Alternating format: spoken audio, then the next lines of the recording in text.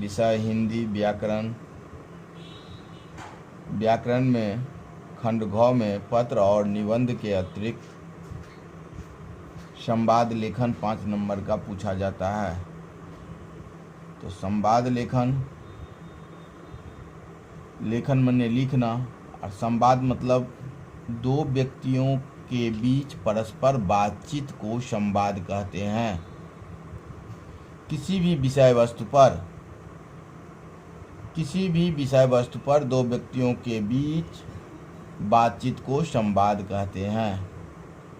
संवाद लेखन का मुख्य उद्देश्य होता है किसी औपचारिक बातचीत को कुशलतापूर्वक लिखित रूप से अभिव्यक्त करना, क्योंकि शीर्षक में ही है संवाद लेखन।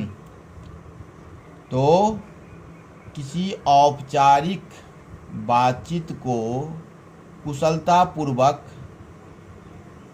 लिखित रूप से अभिव्यक्त करना ही संवाद लेखन का मुख्य उद्देश्य होता है।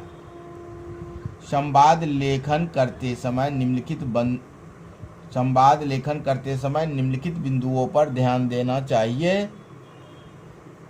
इन बिंदुओं पर ध्यान देने से संवाद लेखन आकर्षक और सुंदर होता है।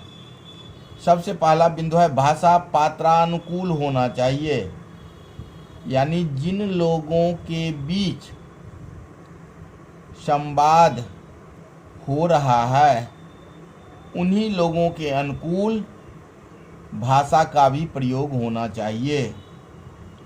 दूसरा,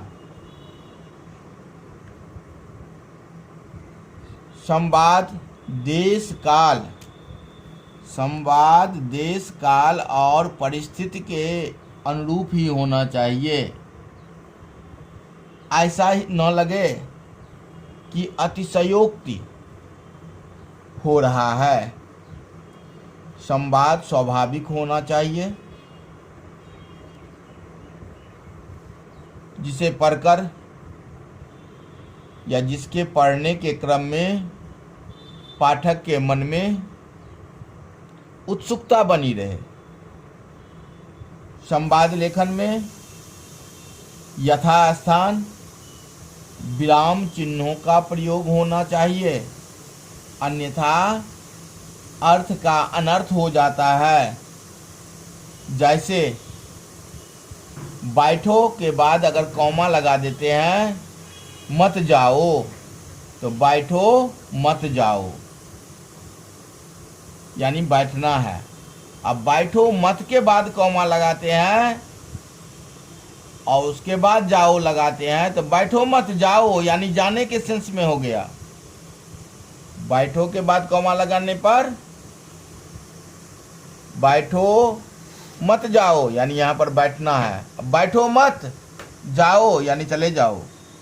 तो यही विराम चिन्ह का प्रयोग यदि यथास्थान नहीं करते हैं तो अर्थ का अनर्थ हो जाता है।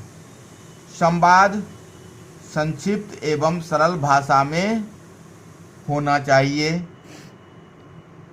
और अंतिम संवाद तर्कपूर्ण होना चाहिए।